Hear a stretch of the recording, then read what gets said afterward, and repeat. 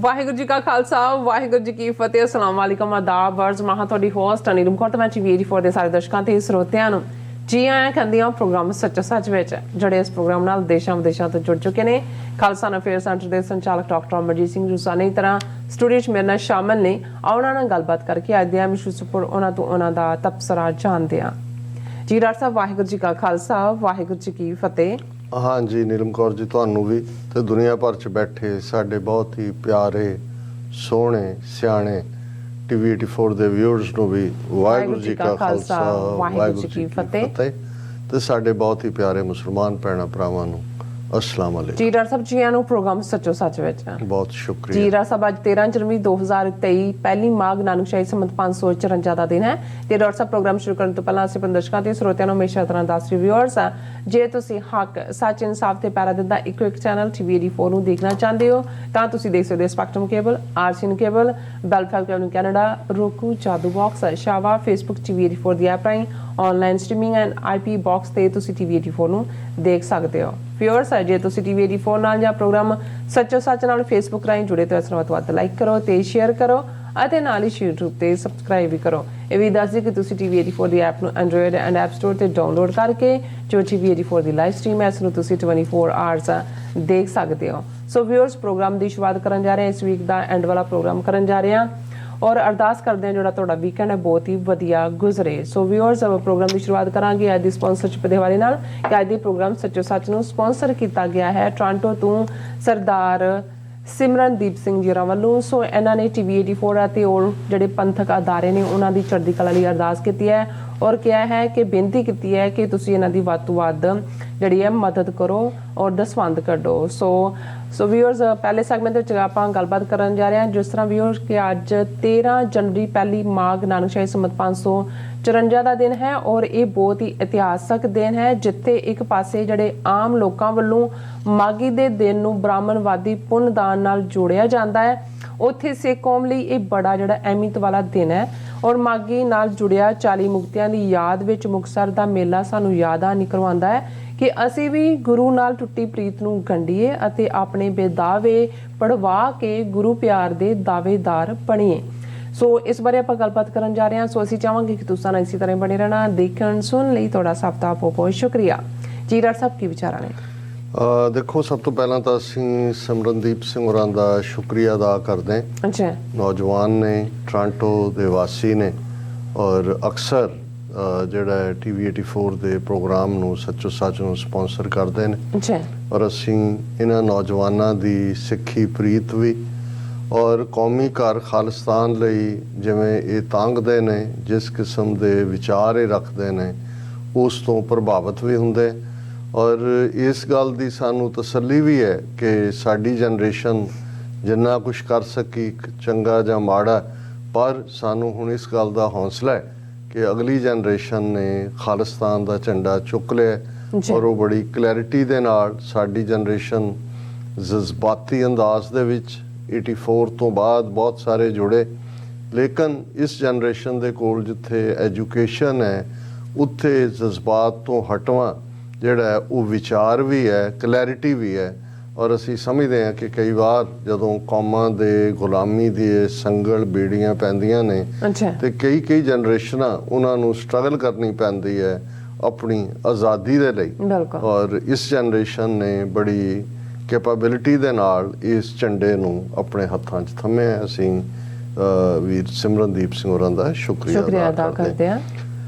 ਵੈਸੇ ਤਾਂ 365 ਤੇ 365 ਦਿਨ ਹੀ ਜੇ ਕਹਿਣਾ ਹੋਏ, ਕੋਈ ਦਿਨ ਐਸਾ ਨਹੀਂ ਹੈ ਜਿਸ ਦਿਨ ਦੀ 554 ਸਾਲ ਦੇ ਸਿੱਖ ਇਤਿਹਾਸ 'ਚ ਅਹਿਮੀਅਤ ਨਾ ਹੋਏ, ਕਿਸੇ ਸ਼ਹੀਦ ਨਾਲ ਇਹ ਦਿਨ ਨਾ ਜੁੜਿਆ ਹੋਏ ਜਾਂ ਕੋਈ ਸਾਡੇ ਫਖਰ ਔਰ ਮਾਣ ਵਾਲਾ ਦਿਹਾੜਾ ਨਾ ਹੋਏ ਜਾਂ ਕੋਈ ਐਸਾ ਜਿਸ ਨਾਲ ਘੱਲੂਘਾਰਾ, ਖੂਨ ਖਰਾਬਾ ਜਾਂ ਸਾਡੀ ਸਰਵਾਈਵਲ ਦੀ ਲੜਾਈ ਨਾ ਜੁੜੀ ਹੋਏ। ਲੇਕਿਨ ਕਈ ਵਾਰ ਕੋਈ ਇੱਕ ਦਿਨ ਐਸਾ ਆ ਜਾਂਦਾ ਜਿਹਦੇ 'ਚ ਇੰਨੀਆਂ ਮਲਟੀਪਲ ਘਟਨਾਵਾਂ ਵਾਪਰੀਆਂ ਹੁੰਦੀਆਂ ਨੇ ਕਿ ਅਸੀਂ ਸੱਚੋ ਸੱਚ ਦੇ ਇਸ ਪਲੇਟਫਾਰਮ ਤੋਂ ਜਿੱਥੇ ਸਾਡੀ ਕੋਸ਼ਿਸ਼ ਹੁੰਦੀ ਹੈ ਕਿ ਅਸੀਂ ਬੀਤੇ ਦੀ ਗੱਲ ਕਰੀਏ, ਕਰੰਟ ਦਾ ਤਾਂ ਹੁੰਦਾ ਹੀ ਹੈ ਕਿਉਂਕਿ ਸੱਚੋ ਸੱਚ ਦਾ ਮੁੱਖ ਮਕਸਦ ਹੀ ਜੋ ਕੁਝ ਵੀ 24 ਘੰਟੇ ਦੇ ਵਿੱਚ ਵਾਪਰਦਾ ਹੈ ਉਸ ਦਾ ਸਿੱਖ ਨੁਕਤਾ ਨਿਗਾਹ ਕੀ ਹੈ, ਸਿੱਖਾਂ ਨੂੰ ਕਿਵੇਂ ਪ੍ਰਭਾਵਿਤ ਕਰੇਗਾ, ਸਾਡੀ ਉਸ ਪ੍ਰਤੀ ਪਹੁੰਚ ਕੀ ਹੋਣੀ ਚਾਹੀਦੀ ਹੈ। ਸੋ ਇਹ ਪ੍ਰੋਗਰਾਮ ਕਰੰਟ ਅਫੇਅਰਸ ਨਾਲ ਜੁੜਿਆ ਹੋਇਆ ਹੈ। ਲੇਕਿਨ ਜਦੋਂ ਅਸੀਂ ਬੀਤੇ ਵੱਲ ਦੇਖਦੇ ਹਾਂ, ਔਰ ਜਿਵੇਂ ਸਰੀ ਦੇ ਜੇ ਸੈਮੀਨਾਰ ਦਾ ਵਿਸ਼ਾ ਉਹਨਾਂ ਨੇ ਬੜੀ ਸੋਚ ਸਮਝ ਕੇ ਚੁਣਿਆ ਸੀ, ਸਿਕਸ ਪ੍ਰੈਜ਼ੈਂਟ ਐਂਡ ਫਿਊਚਰ। ਹਾਲਾਂਕਿ ਕਿਉਂਕਿ ਬਹੁਤ ਵਾਰੇ ਹੁੰਦਾ ਹੈ ਕਿ ਜਿਹੜਾ ਜ਼ਿਆਦਾ ਜ਼ੋਰ ਸਾਡੇ ਪ੍ਰੈਜ਼ੈਂਟਰਸ ਦਾ ਹੁੰਦਾ ਹੈ, ਉਹ ਭਾਵੇਂ ਢਾਡੀ, ਕਵੀਸ਼ਰ, ਰਾਗੀ, ਬੁਲਾਰੇ ਹੋਣ, ਪਾਸਟ ਦੀ ਗਲੋਰੀ ਜਾਂ ਪਾਸਟ ਦੀਆਂ ਟ੍ਰੈਜਡੀਜ਼ ਦੇ ਵਿੱਚ ਅਸੀਂ ਜ਼ਿਆਦਾ ਜਿਹੜਾ ਚਲੇ ਜਾਂਦੇ ਹਾਂ, ਕਿਉਂਕਿ ਪ੍ਰੈਜ਼ੈਂਟ ਦੀ ਗੱਲ ਕਰਦੇ ਆ, ਚੈਲੰਜ ਹੁੰਦਾ, ਉਹਦੇ ਕਨਸੀਕੁਐਂਸਸ ਹੁੰਦੇ ਨੇ। ਸੋ ਉਹਨਾਂ ਦਾ ਮਕਸਦ ਇਹੀ ਸੀ ਕਿ ਦੱਸਣਾ ਕਿ ਭਾਈ ਅਸੀਂ ਖੜੇ ਕਿੱਥੇ, ਪਰ ਇਹਦੇ ਨਾਲੋਂ ਵੀ ਜ਼ਿਆਦਾ ਅਹਿਮੀਅਤ ਕਿ ਅਸੀਂ ਆਪਣੇ ਮੁਸਤਕਬਲ ਨੂੰ ਘੜਨ ਦੇ ਲਈ, ਆਪਣੇ ਫਿਊਚਰ ਨੂੰ ਬਣਾਉਣ ਦੇ ਲਈ, ਕੌਮ ਦੀ ਭਵਿੱਖ ਦੀ ਘਾੜਤ ਦੇ ਲਈ ਕੀ ਕਰੀਏ। ਪਰ ਇਹ ਵੀ ਇੱਕ ਹਕੀਕਤ ਹੈ ਕਿ ਜੋ ਸਾਡਾ ਪ੍ਰੈਜ਼ੈਂਟ ਹੈ ਇਹ ਪਾਸਟ ਦੀ ਦੇਣ ਹੈ, ਤੇ ਜੋ ਸਾਡਾ ਮੁਸਤਕਬਲ ਜਾਂ ਫਿਊਚਰ ਹੋਏਗਾ ਉਹ ਸਾਡੀ ਪ੍ਰੈਜ਼ੈਂਟ ਦੀ ਕਾਰਗੁਜ਼ਾਰੀ ਦੇ ਉੱਤੇ ਹੋਏਗਾ। ਕਿਉਂਕਿ ਜੋ ਬੀਤਿਆ ਉਸ ਨੇ ਡਿਸਾਈਡ ਕੀਤਾ ਕਿ ਅੱਜ ਅਸੀਂ ਕਿੱਥੇ ਆ ਕੇ ਖੜੇ। ਔਰ ਇਸੇ ਲਈ ਜਦੋਂ ਮੈਂ ਅਕਸਰ ਇਸ ਸ਼ੇਅਰ ਨੂੰ ਰਿਪੀਟਡਲੀ ਦੁਹਰਾਉਂਦਾ, ਮੇਰੇ ਸ਼ਾਇਦ ਬਹੁਤ ਸਾਰੇ ਵਿਊਅਰਸ ਨੂੰ ਵੀ ਔਰ ਜਿਹੜੇ ਪਬਲਿਕ ਸਟੇਜਸ ਤੋਂ ਸੁਣਦੇ ਨੇ ਉਹਨਾਂ ਨੂੰ ਵੀ ਇਹ ਯਾਦ ਹੋ ਗਿਆ ਹੋਵੇਗਾ, ਪਰ ਇਹ ਇੱਕ ਅਹਿਮੀਅਤ ਵਾਲੀ ਗੱਲ ਹੁੰਦੀ ਹੈ ਕਿਉਂਕਿ ਸਾਨੂੰ ਇਹ ਪ੍ਰੈਜ਼ੈਂਟ ਦੇ ਵਿੱਚ ਵੀ ਯਾਦ ਦਹਾਨੀ ਕਰਵਾਉਂਦਾ ਹੈ ਕਿ ਅਸੀਂ ਬੀਤੇ ਦੀਆਂ ਗਲਤੀਆਂ ਤੋਂ ਸਿੱਖਣਾ। ਜੇ ਅਸੀਂ ਉਹੀ ਗਲਤੀਆਂ ਦੁਹਰਾਈਆਂ ਜੋ ਸਾਡੇ ਮਾਜ਼ੀ ਦੇ, ਸਾਡੇ ਪਾਸਟ ਦੇ ਲੀਡਰਾਂ ਨੇ ਜਾਂ ਜਨਤਾ ਨੇ ਦੁਹਰਾਈਆਂ ਸੀ, ਜਿਸ ਨਾਲ ਅਸੀਂ ਆ ਕੇ ਪ੍ਰੈਜ਼ੈਂਟ 'ਚ ਪੁਸ਼ ਕਰਕੇ ਆ ਕੇ ਖੜੇ ਹਾਂ ਗੁਲਾਮੀ ਦੀਆਂ ਸੰਗਲਾਂ ਵਿੱਚ ਜਕੜੇ ਹੋਏ, ਤੇ ਜੇ ਇਹੀ ਕੁਛ ਅਸੀਂ ਹੁਣ ਕਰਾਂਗੇ ਜੋ ਬੀਤੇ ਵਾਲਿਆਂ ਨੇ ਕੀਤਾ ਤਾਂ ਫਿਰ ਫਿਊਚਰ ਵੀ ਇਹੀ ਹੋਏਗਾ। ਔਰ ਉਹ ਸ਼ੇਅਰ ਜਿਹੜਾ ਮੈਂ ਦੁਹਰਾਉਂਦਾ ਇਹੀ ਹੈ ਕਿ वो वक्त भी देखा तारीख की घड़ियों ने जब लम्हों ने खता की सदियों ने सजा पाई। कि कई ਵਾਰ ਸਾਡੇ ਪੰਜਾਬੀ 'ਚ ਵੀ ਇੱਕ ਬੜਾ ਅਮੀਰ ਇਸ ਦੇ ਉੱਤੇ ਅਖਾਣ ਹੈ ਕਿ ਹੱਥਾਂ ਦੀਆਂ ਦਿੱਤੀਆਂ ਦੰਦਾਂ ਨਾਲ ਖੋਲਣੀਆਂ ਪੈਂਦੀਆਂ ਨੇ। ਸੋ ਜ਼ਾਹਰ ਹੈ ਕਿ ਜੇ ਅਸੀਂ ਬੇਧਿਆਨੀ 'ਚ ਗੰਢ ਦੇਈ ਜਾਵਾਂਗੇ, ਉਹਨੂੰ ਖਿੱਚੀ ਜਾਵਾਂਗੇ, ਫਿਰ ਇੱਕ ਸਟੇਜ ਆਉਂਦਾ ਵੀ ਉਹ ਹੱਥਾਂ ਨਾਲ ਖੁੱਲਦੀਆਂ ਨਹੀਂ ਨੇ, ਫਿਰ ਦੰਦਾਂ ਦੇ ਨਾਲ ਹੀ ਖੁੱਲਦੀਆਂ ਨੇ। ਮਤਲਬ ਹੀ ਇਹ ਹੁੰਦਾ ਹੈ ਕਿ ਭਾਈ ਇਸ ਲਈ ਜਦੋਂ ਕੋਈ ਚੀਜ਼ ਤੁਹਾਡੇ ਹੱਥ 'ਚ ਫੜੀ ਹੋਈ ਹੈ ਉਸ ਨੂੰ ਸੰਭਾਲ ਕੇ ਫੜ ਲਓ, ਉਸ ਦੀ ਕੇਅਰ ਕਰੋ, ਪ੍ਰੈਜ਼ੈਂਟ ਨੂੰ ਅਹਿਮ ਥਾਂ ਦਿੰਦੇ ਆ, ਪ੍ਰੈਜ਼ੈਂਟ ਵਿੱਚ ਐਕਟ ਕਰੋ ਤਾਂ ਕਿ ਤੁਹਾਡਾ ਭਵਿੱਖ ਸੁਨਹਿਰੀ ਹੋਏ, ਤੁਹਾਡਾ ਭਵਿੱਖ ਆਸਾਂ ਨਾਲ ਭਰਿਆ ਹੋਏ। ਤੁਹਾਡੇ ਭਵਿੱਖ ਦੇ ਸੁਪਨੇ ਤਾਂ ਹੀ ਸਾਕਾਰ ਹੋਣਗੇ ਜੇ ਪ੍ਰੈਜ਼ੈਂਟ ਦੇ ਵਿੱਚ ਖਲੋ ਕੇ ਅਸੀਂ ਜਿਹੜਾ ਹੈ ਉਹ ਠੀਕ ਐਕਟ ਕਰਾਂਗੇ। 13 ਜਨਵਰੀ ਤੇ 1 ਮਾਘ, ਵੈਸੇ ਮੈਂ ਤੁਹਾਨੂੰ ਪੁੱਛ ਸਕਦਾ ਹਾਂ ਕਿ ਜਿਹੜੀ ਪੋ ਰਿੱਧੀ ਮਾਂ ਖਾਧੀ ਉਹ ਹੈ ਰੋਹ ਦੀ ਖੀਰ ਕਿੱਥੇ ਹੈ? ਪਹਿਲਾਂ ਤਾਂ ਪੰਜਾਬ ਦੇ ਫੋਕਲੋਰ ਚੋਂ ਸ਼ੁਰੂ ਕਰੀਏ। ਬਿਲਕੁਲ। ਔਰ ਜ਼ਾਹਰ ਹੈ ਕਿ ਇਹ ਇੱਕ ਬੜਾ ਪਪੂਲਰ ਅਖਾਣ ਹੈ। ਹੁਣ ਦੀ ਜਨਰੇਸ਼ਨ ਨੂੰ ਤਾਂ ਸਮਝ ਵੀ ਨਹੀਂ ਹੋਏਗਾ ਕਿ ਰਿੰਨਣਾ ਕੀ ਹੈ ਤੇ ਜਿਹੜਾ ਰੋਹ ਦੀ ਖੀਰ ਕੀ ਹੈ। ਦੂਜਾ ਲੇਕਿਨ ਇਹ ਵੀ ਇੱਕ ਪਾਰਟ ਰਿਹਾ ਕਿ ਭਾਈ ਇਹ ਜਿਹੜੀ, ਕਿਉਂਕਿ ਮਾਘ ਨਾਲ ਇੰਨਾ ਕੁਝ ਜੁੜਿਆ ਹੋਇਆ ਸੀ ਜਾਂ ਜੁੜਿਆ ਹੋਇਆ ਹੈ ਕਿ ਉਸ ਦੇ ਲਈ ਈਵਨ ਪੋਹ ਦੀ ਅਖੀਰਲੀ ਰਾਤ ਦੀ ਇੰਤਜ਼ਾਰ ਵੀ ਕਿ ਮਾਘੀ ਹੋਣੀ ਹੈ, ਮਾਘ ਚੜ੍ਹਨਾ ਹੈ। ਇਹ ਹੁਣ ਮੈਂ ਬ੍ਰਾਹਮਣਿਕਲ ਸਿਚੁਏਸ਼ਨ ਤੋਂ ਗੱਲ ਕਰ ਰਿਹਾ, ਸਿੱਖ ਇਤਿਹਾਸ ਦੇ ਹਵਾਲੇ ਨਾਲ ਅਸੀਂ ਹੁਣੇ ਹੀ ਗੱਲ ਕਰਦੇ। ਤੇ ਫਿਰ ਮਾਘ ਦਾ ਤਾਂ ਸਾਰਾ ਮਹੀਨਾ ਹੀ ਬ੍ਰਾਹਮਣਾਂ ਨੇ, ਵੈਸੇ ਤਾਂ ਕੋਈ ਮਹੀਨੇ ਦਾ ਐਸਾ ਦਿਨ ਨਹੀਂ ਛੱਡਿਆ ਜਿਹਨੂੰ ਉਹਨਾਂ ਨੇ ਪੁੰਨ ਤੇ ਪਾਪ ਨਾਲ ਨਾ ਜੋੜਿਆ ਹੋਏ, ਪਰ ਉਹਨਾਂ ਨੇ ਕਿਹਾ ਕੋਈ ਨਹੀਂ, ਜੇ ਤੁਸੀਂ 11 ਮਹੀਨੇ ਪਾਪ ਵੀ ਕੀਤੇ, ਸਾਨੂੰ ਦਕਸ਼ਨਾ ਪੂਰੀ ਨਹੀਂ ਦਿੱਤੀ, ਤੇ ਮਾਘੀ ਦੇ ਮਹੀਨੇ ਤੁਸੀਂ ਆ ਜਾਓ, ਦਰਿਆਵਾਂ ਦੇ ਉੱਤੇ ਆ ਜਾਓ, ਗੰਗਾ, ਜਮਨਾ, ਸਰਸਵਤੀ, ਗੋਦਾਵਰੀ, ਪ੍ਰਯਾਗਰਾਜ ਦਰਿਆਵਾਂ 'ਚ ਨਹਾਓ ਵੀ। ਔਰ ਜਿਹੜਾ ਮਾਘੀ ਦੇ ਮਹੀਨੇ 'ਚ ਬ੍ਰਾਹਮਣ ਨੂੰ ਦਿੱਤਾ ਦਾਨ ਹੈ ਉਹ ਅਸ਼ਵਮੇਘ ਯੱਗ ਵਾਂਗ ਹੁੰਦਾ ਹੈ। ਹੁਣ ਰਾਜਿਆਂ ਤੋਂ ਦਾਨ ਲੈਣ ਲਈ ਉਹਨਾਂ ਨੇ ਬਣਾਇਆ ਹੋਇਆ ਸੀ ਕਿ ਭਾਈ ਆਹ ਯੱਗ ਕਰੋ। ਯੱਗ ਕੀ ਸੀ? ਅਸ਼ਵਮੇਘ, ਗੋਮੇਘ, ਗਜਮੇਘ। ਔਰ ਉਹਨਾਂ ਯੱਗਾਂ ਦਾ ਮਤਲਬ ਹੁੰਦਾ ਸੀ ਕਿ ਹਜ਼ਾਰਾਂ ਬ੍ਰਾਹਮਣਾਂ ਨੂੰ ਸੱਦ ਕੇ ਕਈ ਮਹੀਨੇ ਜਿਹੜੀ ਆ ਉਹ ਪੂਜਾ ਪਾਠ ਹੋਣਾ, ਹਵਨ ਹੋਣੇ, ਔਰ ਫਿਰ ਰੋਜ਼ਾਨਾ ਪੂਜਾ ਕਰਨ ਵਾਲੇ ਬ੍ਰਾਹਮਣ ਨੂੰ ਦਕਸ਼ਨਾ ਦੇਣੀ। ਲੱਖਾਂ ਡਾਲਰ, ਜੇ ਉਦੋਂ ਉਹਦੇ ਜ਼ਮਾਨੇ ਦੇ ਕਰੋੜਾਂ ਡਾਲਰ ਜਿਹੜੇ ਵੀ ਹੋਣਗੇ ਉਹ ਬ੍ਰਾਹਮਣ ਲੈ ਜਾਂਦੇ ਸੀ। ਔਰ ਅਖੀਰ ਉਹ ਪੂਰਾ ਹੋਣਾ ਜੀ, ਅਸੀਂ ਇਹ ਰਾਜਾ ਜਿਹੜਾ ਉਹਦਾ ਪ੍ਰਤਾਪ ਵਧੇ ਉਹਦੇ ਲਈ ਅਸੀਂ ਇਹ ਯੱਗ ਕਰ ਰਹੇ ਹਾਂ। ਅਖੀਰਲੇ ਦਿਨ ਫਿਰ ਜੇ ਗਊ ਮੇਘ ਯੱਗ ਹੈ ਤਾਂ ਗਊ ਨੂੰ ਮਾਰਿਆ ਜਾਂਦਾ ਸੀ, ਉਹਦਾ ਮਾਸ ਜਿਹੜਾ ਉਹ ਵਰਤਾਇਆ ਜਾਂਦਾ ਸੀ ਕਿ ਭਾਈ ਇਹ ਪਵਿੱਤਰ ਜਿਹੜਾ ਹੋ ਗਿਆ। ਤੇ ਜੇ ਗੱਜ ਮੇਘ ਹੈ ਤੇ ਗੱਜ ਹਾਥੀ ਨੂੰ ਕਹਿੰਦੇ ਨੇ, ਤੇ ਅਸ਼ਵ ਮੇਘ ਵੀ ਸੀ। ਔਰ ਈਵਨ ਹੁਣੇ ਨਾ ਭਾਵੇਂ ਮੰਨਣ, ਈਵਨ ਇਨਸਾਨੀ ਬਲੀ ਵਾਲੇ ਵੀ ਯੱਗ ਸੀ ਜਿਹਦੇ 'ਚ ਇਨਸਾਨ ਦੀ ਬਲੀ ਦਿੱਤੀ ਜਾਂਦੀ ਸੀ। ਉਹ ਇੱਕ ਵੱਖਰੀ ਕਹਾਣੀ ਹੈ। ਔਰ ਰਾਜਿਆਂ ਦਾ ਤਾਂ ਇਵੇਂ ਉਹਨਾਂ ਨੂੰ ਖੋਖਲ ਕਰ ਦਿੰਦਾ ਸੀ, ਉਹਨਾਂ ਤੋਂ ਲੈ ਲੈ ਕੇ ਕਿ ਵੀ ਇਹ ਤੁਹਾਡਾ ਪ੍ਰਤਾਪ ਵਧੇਗਾ।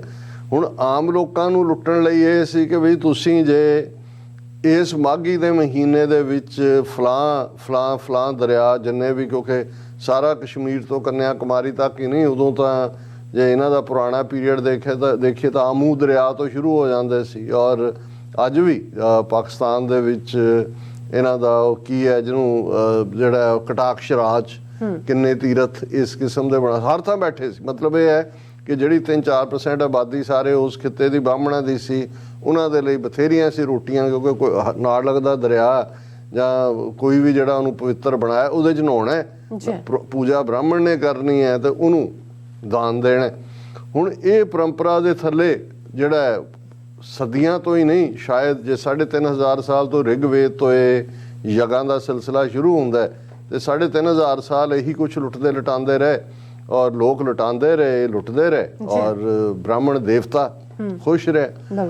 ਹੁਣ ਜਦੋਂ ਗੁਰੂ ਨਾਨਕ ਸਾਹਿਬ ਦੀ ਆਮਦ ਹੁੰਦੀ ਹੈ, ਹਾਲਾਂ ਬੇਸ਼ੱਕ ਇਸ ਪੀਰੀਅਡ ਦੇ ਵਿੱਚ ਹੋਰਨਾਂ ਨੇ ਵੀ, ਗੁਰੂ ਨਾਨਕ ਸਾਹਿਬ ਤੋਂ ਪਹਿਲਾਂ ਕਬੀਰ ਸਾਹਿਬ, ਭਗਤ ਰਵਿਦਾਸ ਜੀ, ਭਗਤੀ ਮਾਰਗ ਦੇ ਜਿਹੜੇ ਰਾਮਾਨੰਦ ਜਾਂ ਦੂਸਰਿਆਂ ਨੇ ਵੀ ਭਗਤੀ ਦੇ ਨਾਲ ਸ਼ੁਰੂਆਤ ਕੀਤੀ, ਲੇਕਿਨ ਬ੍ਰਾਹਮਣ ਦੇ ਉਸ ਸਾਰੇ ਚੱਕਰਵਿਊਹ ਨੂੰ ਜਿਹਦੇ 'ਚ ਉਹਨੇ ਸਾਰੇ ਸਮਾਜ ਨੂੰ ਫਸਾਇਆ ਹੋਇਆ ਸੀ, ਜਿਵੇਂ ਗੁਰੂ ਨਾਨਕ ਸਾਹਿਬ ਨੇ ਚੈਲੰਜ ਕੀਤਾ, ਉਸ ਦੀਆਂ ਜੜ੍ਹਾਂ ਦੇ ਉੱਤੇ ਜਿਹੜਾ ਉਹ ਵਾਰ ਕਰਦੇ ਆ ਔਰ ਇਸ ਗੱਲ ਨੂੰ ਯਕੀਨੀ ਬਣਾਉਂਦੇ ਆ ਕਿ ਭਾਈ ਲੋਕਾਂ ਨੂੰ ਇਸ ਗੱਲ ਦਾ ਅਹਿਸਾਸ ਹੋਏ ਕਿ ਜੇ ਇਨਸਾਨੀਅਤ ਦਾ ਕੋਈ ਸਭ ਤੋਂ ਵੱਡਾ ਦੁਸ਼ਮਣ ਹੈ ਤੇ ਇਹ ਬ੍ਰਾਹਮਣ ਦੀ ਆਈਡੀਓਲੋਜੀ ਹੈ।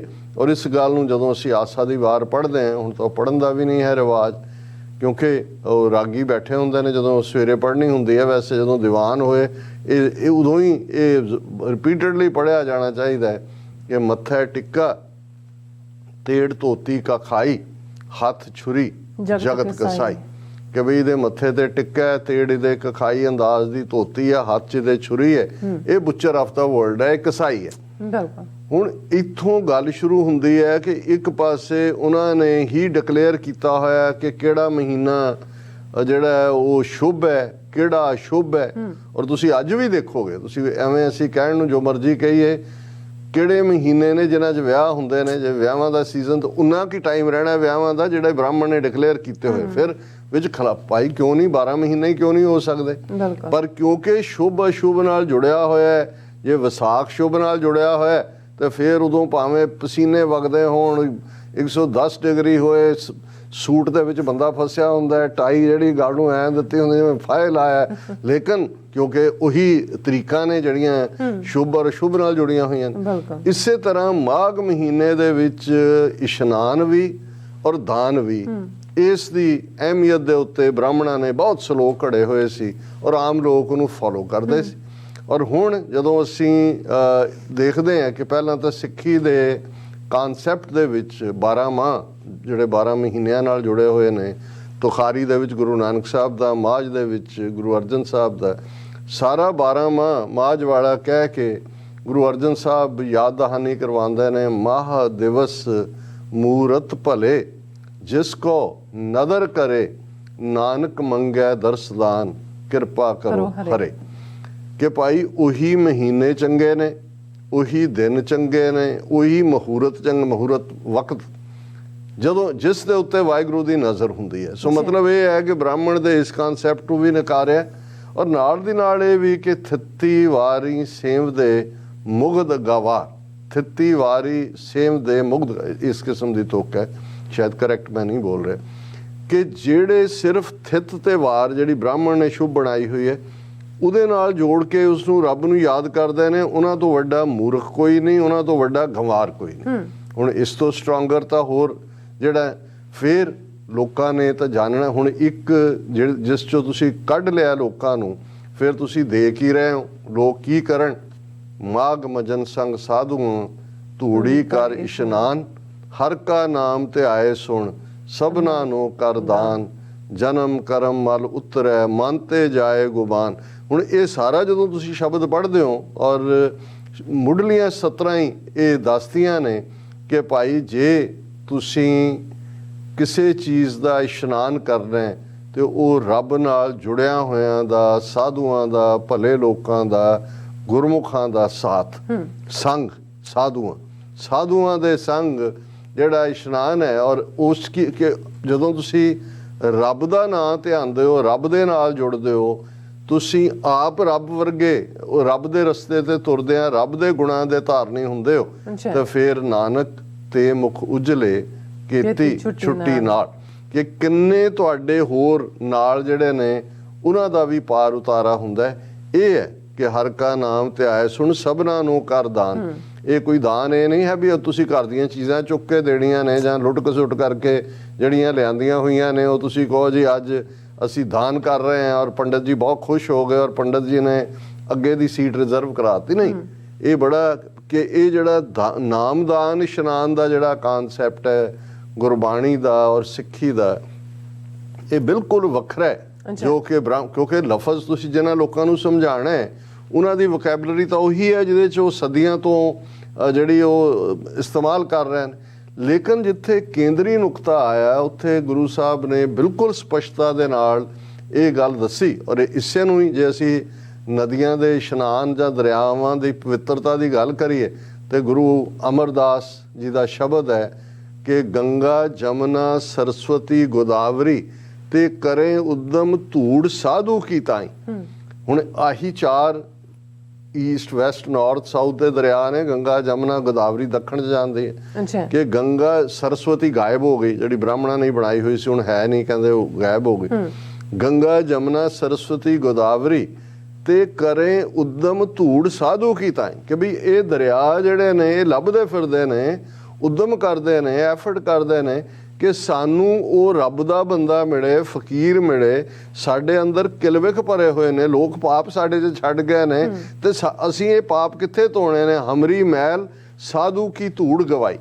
ਕਿ ਵੀ ਰੱਬ ਦਾ ਬੰਦਾ ਸਾਨੂੰ ਮਿਲੇ ਤੇ ਅਸੀਂ ਜਿਹੜਾ ਆਪਣੇ ਜਿਹੜੇ ਪਾਪ ਸਾਡੇ 'ਚ ਛੱਡ ਗਏ ਨੇ ਲੋਕ, ਉਹਨਾਂ ਨੂੰ ਧੋਈਏ। ਹੁਣ ਇਹ ਇੱਕ ਵਾਰਨਿੰਗ ਸੀ ਕਿ ਭਾਈ ਤੁਸੀਂ ਸਾਰੀ ਉਮਰ ਖੱਜਲ ਖੁਆਰੀ ਕਰਦੇ ਹੋ। ਔਰ ਇਸ ਦੇ ਨਾਲ ਕਿਉਂਕਿ ਜਦੋਂ ਇਹ ਗੱਲ ਗੁਰੂ ਸਾਹਿਬ ਨੇ ਕਹੀ, ਇਹ ਵੀ ਨਾਲ ਅਸੀਂ ਦੇਖਦੇ ਹਾਂ 68 ਤੀਰਥ ਸਗਲ ਪੁੰਨ ਜੀ ਦਿਆ ਪ੍ਰਵਾਨ।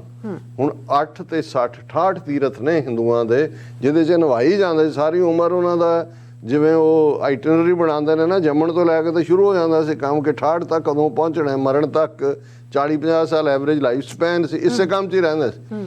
ਪਰ ਗੁਰੂ ਸਾਹਿਬ ਨੇ ਕਿਹਾ ਵੀ ਇਹ 68 ਤੀਰਥਾਂ ਤੇ ਨਹਾਉਣ ਵਾਲਾ ਵੀ ਤੇ ਨਹਾਉਣ ਵਾਲਾ ਵੀ ਇਹ ਜ਼ਾਲਮ ਹੈ, ਲੋਕਾਂ ਦੇ ਹੱਕ ਵੀ ਮਾਰਦਾ ਹੈ, ਜ਼ਾਤ ਪਾਤੀ ਸਿਸਟਮ 'ਚ ਇਨਸਾਨ ਨਾਲ ਨਫ਼ਰਤ ਵੀ ਕਰਦਾ ਹੈ। ਜੀ ਦਿਆ ਕਿੱਥੇ ਹੈ? ਹੁਣ ਜੀ ਦਿਆ ਦਾ ਮਤਲਬ ਕੋਈ ਬੱਕਰੇ ਕੁੱਕੜਾਂ ਨਾਲ ਜੁੜਿਆ ਹੋਇਆ ਪਿਆਰ ਨਹੀਂ ਹੈ। ਜੀ ਦਿਆ ਫੈਲੋ ਹਿਊਮਨ ਬੀਇੰਗ ਦੀ ਗੱਲ ਹੈ, ਜਿਸ ਨੂੰ ਗੁਰੂ ਸਾਹਿਬ ਨੇ ਯਾਦ ਦਹਾਨੀ ਕਰਵਾਈ ਸੀ ਗੁਰੂ ਨਾਨਕ ਸਾਹਿਬ ਨੇ। ਜੇ ਰਤ ਲੱਗੇ ਕੱਪੜੇ ਜਾਮਾ ਹੋਏ ਪਲੀਤ, ਜੋ ਰਤ ਪੀਵੇ ਮਾਨਸਾ ਤਿਨ ਕਿਉ ਨਿਰਮਲ ਚੀਤ। ਕਿ ਜੇ ਖੂਨ ਦਾ ਤੁਪਕਾ ਕੱਪੜਿਆਂ ਨਾਲ ਲੱਗ ਜਾਏ ਤੇ ਇਹ ਕਿਹਾ ਜਾਂਦਾ ਉਹ ਜੈਨੀ ਹੋਣ, ਮਾਰਵਾੜੀ ਹੋਣ, ਬ੍ਰਾਹਮਣ ਹੋਣ ਕਿ ਪਲੀਤ ਹੋ ਗਿਆ। ਜੇ ਰਤ ਲੱਗੇ ਕੱਪੜੇ ਜਾਮਾ ਹੋਏ ਪਲੀਤ, ਜੋ ਰਤ ਪੀਵੇ ਮਾਨਸਾ, ਜਿਹੜੇ ਮਨੁੱਖਾਂ ਦਾ ਲਹੂ ਪੀਂਦੇ ਨੇ। ਹੁਣ ਇਹ ਕੋਈ ਲਿਟਰਲੀ ਨਹੀਂ ਹੈ ਕਿ ਵੀ ਉੱਥੇ ਕੋਈ ਮਨੁੱਖਾਂ ਦਾ ਲਹੂ ਪੀਂਦੇ, ਜਿਹੜੀ ਐਕਸਪਲੋਇਟਡ ਲੇਬਰ ਹੈ, ਜੋ ਮਲਕ ਭਾਗੋਂ ਨੂੰ ਗੁਰੂ ਨਾਨਕ ਸਾਹਿਬ ਨੇ ਕਿਹਾ ਕਿ ਭਾਈ ਤੁਹਾਡੇ ਮਨ ਕਿਵੇਂ ਸਾਫ਼ ਹੋਣਗੇ, ਤੁਹਾਡੀ ਕਮਾਈ ਤਾਂ ਜਿਹੜੀ ਹੈ ਉਹ ਇਮਾਨਦਾਰੀ ਦੀ ਹੈ ਹੀ ਨਹੀਂ। ਤੁਹਾਡੀ ਕਮਾਈ ਤਾਂ ਐਕਸਪਲੋਇਟਡ ਲੇਬਰ ਚੋਂ ਨਿਕਲੀ ਹੈ। ਤੇ ਗੁਰੂ ਨਾਨਕ ਦਾ ਰਸਤਾ ਤਾਂ ਇਹੀ ਹੈ, ਘਾਲ ਖਾਏ ਕਿਛ ਹੱਥੋਂ ਦੇ ਨਾਨਕ ਰਾਹ ਪਛਾਣੇ ਸੇ। ਕਿ ਘਾਲਣਾ ਦੀ ਕਮਾਈ ਖਾਣੀ ਔਰ ਉਸ ਚੋਂ ਵੀ ਜੇ ਹੁਣ ਜੀ ਦਇਆ ਇਹੀ ਹੈ ਕਿ ਜੀ ਦਇਆ ਪ੍ਰਵਾਨ। ਸਾਰੇ ਜੇ ਮਾਘ ਨਾਲ ਜੁੜਿਆ ਹੋਇਆ ਤੁਸੀਂ ਦੋਨੋਂ ਹੀ 12 ਮਾਹ ਦੇਖੋ ਤੇ ਮੁੱਢਲੇ ਤੌਰ ਦੇ ਉੱਤੇ ਰੱਬ ਦੇ ਪਿਆਰਿਆਂ ਦੀ ਸੰਗਤ, ਨਾਮ ਦੇ ਨਾਲ ਜੁੜਨਾ ਔਰ ਇਮਾਨਦਾਰੀ ਦੀ ਕਮਾਈ, ਔਰ ਉਸ ਸਾਰੇ ਨੂੰ ਹੀ ਫਿਰ ਖਾਵੋ ਖਰਚੋ ਰਲ ਮਿਲ ਭਾਈ ਤੋਟ ਨਾ ਆਵੇ ਵੱਧ ਹੋ ਜਾਈ ਕਿ ਭਾਈ ਉਸ 'ਚ ਕੋਈ ਆਏ ਨਹੀਂ ਲਖਮੀ ਤੋਟ ਨਾ ਆਵੇ ਖਾਏ ਖਰਚ ਰਹੰਦਾ ਲੱਖ 84 ਮੇਦਨੀ ਸਭ ਸੇਵ ਕਰੰਦਾ ਹੈ ਵੈਰੀ ਮਿੱਤਰ ਸਭ ਕੀਤੇ ਹਨ ਨਾ ਮੰਗੇ ਮੰਦਾ ਲੇਖਾ ਕੋਈ ਨਾ ਪੁੱਛੇ ਹੀ ਜਾਂ ਹਰ ਬਖਸ਼ਣ ਦਾ ਕਿ ਵੀ ਫਿਰ ਕੋਈ ਅਕਾਊਂਟੇਬਲ ਉੱਥੇ ਕੋਈ ਨਹੀਂ ਬੈਠਾ ਜਮਰਾਜ ਜਿਹਨੇ ਤੁਹਾਡਾ ਹਿਸਾਬ ਤੁਸੀਂ ਪਹਿਲਾਂ ਹੀ ਲਿਬਰੇਟਡ ਹੋ। ਸਿੱਖੀ ਦਾ ਕਨਸੈਪਟ ਹੀ ਇਸ ਜ਼ਿੰਦਗੀ ਦੇ ਵਿੱਚ ਆਪਣੇ ਆਪ ਨੂੰ ਲਿਬਰੇਟ ਕਰਵਾਉਣਾ ਹੈ। ਸੋ ਇਹ ਜਿਹੜਾ ਸਟਰੋਂਗ ਮੈਸੇਜ ਜਿਹੜਾ ਗੁਰੂ ਅਰਜਨ ਸਾਹਿਬ ਨੇ ਗੁਰੂ ਨਾਨਕ ਸਾਹਿਬ ਨੇ ਇਸ 12 ਮਹੀਨਿਆਂ ਦੇ ਰਾਹੀਂ ਦੇਣ ਦੀ ਕੋਸ਼ਿਸ਼ ਕੀਤੀ ਲੇਕਿਨ ਜਿਹੜੀ ਸਦੀਆਂ ਦੀ ਟ੍ਰੈਡੀਸ਼ਨ ਬਣੀ ਹੁੰਦੀ ਹੈ ਉਸ ਨੂੰ ਮੇਰਾ ਖਿਆਲ ਹੈ ਕਿ ਅੱਗੋਂ ਕਈ ਸਦੀਆਂ ਲੱਗਦੀਆਂ ਨੇ ਉਸ ਨੂੰ ਤੋੜਨ ਦੇ ਲਈ। ਸੋ ਇਹ ਕਿਤੇ ਨਾ ਕਿਤੇ ਪਵਿੱਤਰ ਦਰਿਆਵਾਂ ਵਾਲਾ ਪਾਰਟ ਜਿਹੜਾ ਉਹ ਜੁੜਿਆ ਰਿਹਾ ਚੱਲਿਆ ਰਿਹਾ ਕਲਚਰ 'ਚ ਉਸ ਸਾਰੇ ਦੇ ਨਾਲ। ਪਰ ਇਸ ਦੇ ਨਾਲ ਜਦੋਂ ਅਸੀਂ ਸਿੱਖ ਇਤਿਹਾਸ ਦੀ ਸਾਂਝ ਦੇਖਦੇ ਹਾਂ ਹੁਣ ਅੱਜ ਕਿਉਂਕਿ ਬਹੁਤ ਸਾਰੇ ਐਕਸਪੈਕਟ ਕਰ ਰਹੇ ਹੋਣਗੇ ਕਿ ਭਾਈ ਅਸੀਂ 40 ਬੇਦਾਵੀਆਂ ਦੀ ਜਿਹੜੀ ਹੈ ਉਹ ਸਾਖੀ ਉਹ ਸ਼ੇਅਰ ਕਰਾਂਗੇ। 40 ਬੇਦਾਵੀਏ ਜਿਹੜੇ 40 ਮੁਕਤੇ ਬਣ ਕੇ ਗੁਰੂ ਦੀ ਗੋਦ ਦੇ ਵਿੱਚ ਆਏ ਉਸ ਦਾ ਵੀ ਅਸੀਂ ਜ਼ਿਕਰ ਕਰਾਂਗੇ। ਪਰ ਮੈਂ ਇਹ ਦੱਸ ਦੇਣਾ ਚਾਹੁੰਦਾ ਵੀ ਇਤਿਹਾਸਕ ਪੱਖ ਤੋਂ ਜਿਹੜਾ ਦਿਨ ਹੈ ਮਾਘੀ ਦਾ ਉਸ ਨਾਲ 40 ਮੁਕਤਿਆਂ ਜਾਂ ਖਿਦਰਾਣੇ ਦੀ ਢਾਬ ਜਿਸ ਨੂੰ ਅੱਜ ਅਸੀਂ ਮੁਕਤਸਰ ਸਾਹਿਬ ਕਰਕੇ 10ਵੇਂ ਪਾਤਸ਼ਾਹ ਦੇ ਫਰਮਾਨ ਸਦਕਾ ਯਾਦ ਕਰਦੇ ਹਾਂ ਇਹ ਜੰਗ ਨਾਲ ਜੁੜੀ ਹੋਈ ਨਹੀਂ ਹੈ। ਜਿਹੜੀ ਜੰਗ ਹੈ ਖਿਦਰਾਣੇ ਦੀ ਢਾਬ ਤੇ ਉਹ ਪਹਿਲੀ ਤੇ 2 ਮਈ 1705 ਨੂੰ ਹੁੰਦੀ ਹੈ। ਔਰ ਇੱਕ ਬੈਕਡ੍ਰੌਪ 'ਚ ਜਾ ਕੇ ਜਦੋਂ ਅਸੀਂ ਪੋਹ ਦਾ ਮਹੀਨਾ ਦੇਖਿਆ ਸੋ ਇਹ ਪੋਹ ਦੇ ਮਹੀਨੇ ਸਰਸਾ ਦਾ ਕੰਢਾ ਆਨੰਦਪੁਰ ਦਾ ਕਿਲ੍ਹਾ ਛੱਡਣਾ ਸਰਸਾ ਦਾ ਕੰਢਾ ਚਮਕੌਰ ਦੀ ਗੜੀ ਮਾਛੀਵਾੜਾ ਉੱਚ ਦਾ ਪੀਰ ਬਣ ਕੇ ਦੀਨੇ ਕਾਂਗੜ ਪਹੁੰਚਣਾ ਉੱਥੋਂ ਤੁਰਦਿਆਂ ਜਿਹੜਾ ਉਹਨਾਂ ਦਾ ਖਿਦਰਾਣੇ ਦੀ ਢਾਬ ਦੀ ਇਹ ਜੰਗ ਇਹ ਕਿਉਂਕਿ ਲਗਭਗ ਪੋਹ ਦਾ ਮਹੀਨਾ ਦਸੰਬਰ ਦੇ ਵਿੱਚ ਹੁੰਦਾ ਦਸੰਬਰ ਤੋਂ ਲੈ ਕੇ ਆਲਮੋਸਟ ਮਈ ਤੱਕ ਪਹੁੰਚਦੇ ਆ ਇਹ ਉਹ ਪੀਰੀਅਡ ਹੈ ਜਦੋਂ 10ਵੇਂ ਪਾਤਸ਼ਾਹ ਮਾਲਵੇ ਦੇ ਡੀਪ ਜਿਹੜਾ ਕਪੂਰੇ ਤੱਕ ਪਹੁੰਚ ਜਾਂਦੇ ਨੇ। ਔਰ ਉਸ ਵੇਲੇ ਕੋਟ ਕਪੂਰਾ ਜਿਹੜਾ ਉਹਦਾ ਕਿਲ੍ਹਾ ਸੀ ਕਪੂਰੇ ਦਾ ਜਿਹੜਾ ਉਸ ਤੋਂ ਕਿਲ੍ਹਾ ਮੰਗਦੇ ਨੇ। ਔਰ ਵਜ਼ੀਰ ਖਾਨ ਜਿਹੜਾ ਸਰਹੰਦ ਦਾ ਸੂਬੇਦਾਰ ਹੈ ਵਜੀਦ ਖਾਨ ਜਿਹਨੂੰ ਇਹ ਪਤਾ ਤਾਂ ਲੱਗ ਗਿਆ ਕਿ ਬਈ ਸੇਫਲੀ ਗੁਰੂ ਸਾਹਿਬ ਮਾਲਵੇ 'ਚ ਨਿਕਲ ਗਏ ਨੇ ਤੇ ਉਹ ਆਪਣੀ ਫੌਜ ਭੇਜਦਾ ਹੈ ਗੁਰੂ ਸਾਹਿਬ ਦੇ ਪਿੱਛੇ। ਔਰ ਉਦੋਂ ਤੱਕ ਕਿਉਂਕਿ ਇਹ ਜਿਹੜੇ ਮਾਲਵੇ ਦੇ ਵਿੱਚ ਸੈਮਾਈ ਆਟੋਨਮਸ ਜਿਹੜੇ ਨੇ ਉਹ ਰਜਵਾੜਿਆਂ ਵਾਂਗ ਸੀ ਚੌਧਰੀ ਜਿਹੜੇ ਦਿੱਲੀ ਦਰਬਾਰ ਨੂੰ ਦਿੰਦੇ ਸੀ ਆਪਣਾ ਨਜ਼ਰਾਨਾ ਲੇਕਿਨ ਆਪਣੀਆਂ ਟੈਰੀਟਰੀ 'ਚ ਆਜ਼ਾਦ ਸੀ ਉਹ ਉਹਨਾਂ ਦੀ ਇੱਕ ਆਪਣੀ ਹੈਸੀਅਤ ਸੀ। ਕੁਛ ਨੇ ਉਸ ਪ੍ਰੈਸ਼ਰ ਨੂੰ ਝੱਲਿਆ ਇਹ ਕਹਿ ਕੇ ਕਿ ਗੁਰੂ ਸਾਹਿਬ ਸਾਡੇ ਧਾਰਮਿਕ ਪੀਰ ਨੇ ਉਹਨਾਂ 'ਚ ਮੁਸਲਮਾਨ ਵੀ ਸੀ ਜਿਵੇਂ ਰਾਏ ਕੱਲੇ ਦਾ ਅਸੀਂ ਜ਼ਿਕਰ ਕਰਦੇ ਹਾਂ ਰਾਏ ਕੋਟ ਦਾ ਉਹਨੂੰ ਵੀ ਵਜ਼ੀਰ ਖਾਨ ਨੇ ਕਿਹਾ ਸੀ ਮੇਰੇ ਹਵਾਲੇ ਕਰੋ। ਔਰ ਇਸੇ ਤਰ੍ਹਾਂ ਇਹ ਜਿਹੜੇ ਨੇ ਆਲਰੇਡੀ ਇਸ ਖਿੱਤੇ ਦਾ ਬਰਾੜ ਕਬੀਲਾ ਜਿਸ ਨੂੰ ਮੰਨਣ ਵਾਲੇ ਬਹੁਤ ਸਾਰੇ ਸੀ ਦਾਨ ਸਿੰਘ ਬਰਾੜ ਜਾਂ ਕਪੂਰ ਸਿੰਘ ਬਰਾੜ ਜਿਹਦੇ ਨਾਲ ਕੋਟ ਕਪੂਰਾ ਉਹਦਾ ਜਿਹੜਾ ਕਪੂਰੇ ਦਾ ਕਿਲ੍ਹਾ ਜੁੜਿਆ ਹੋਇਆ ਇਸ ਸਾਰੇ ਦੇ ਔਰ ਵਜ਼ੀਦ ਖਾਨ ਜਿਹੜਾ ਉਹ ਪਿੱਛਾ ਕਰਦਾ। ਹੁਣ ਜਿਹੜਾ ਦੂਸਰਾ ਵਾਕਿਆ ਜਿਹੜਾ ਸੀਨਾ ਬਸੀਨਾ ਜ਼ਿਆਦਾ ਪਪੂਲਰ ਹੈ 40 ਸਿੱਖਾਂ ਦਾ ਬਿਦਾਵਾ ਲਿਖਣਾ ਆਨੰਦਪੁਰ ਦੇ ਕਿਲ੍ਹੇ 'ਚੋਂ ਜਦੋਂ ਭੁੱਖ ਨਾਲ ਔਰ ਦੂਸਰਾ ਅੰਦਰ ਤੰਗ ਦਸਤੀਆਂ ਨੇ ਤੇ ਉਹ ਲਿਖ ਕੇ ਦੇ ਆਉਂਦੇ ਨੇ 40 ਸਿੱਖ ਭਾਈ ਮਹਾਂ ਸਿੰਘ ਦੀ ਅਗਵਾਈ ਜੋ ਪਰੰਪਰਾ ਦੀ ਮੁਤਾਬਕ ਚੱਲ ਰਹੀ ਕਹਾਣੀ ਹੈ ਕਿ ਜੀ ਤੂੰ ਸਾਡਾ ਗੁਰੂ ਨਹੀਂ ਅਸੀਂ ਤੇਰੇ ਸਿੱਖ ਨਹੀਂ।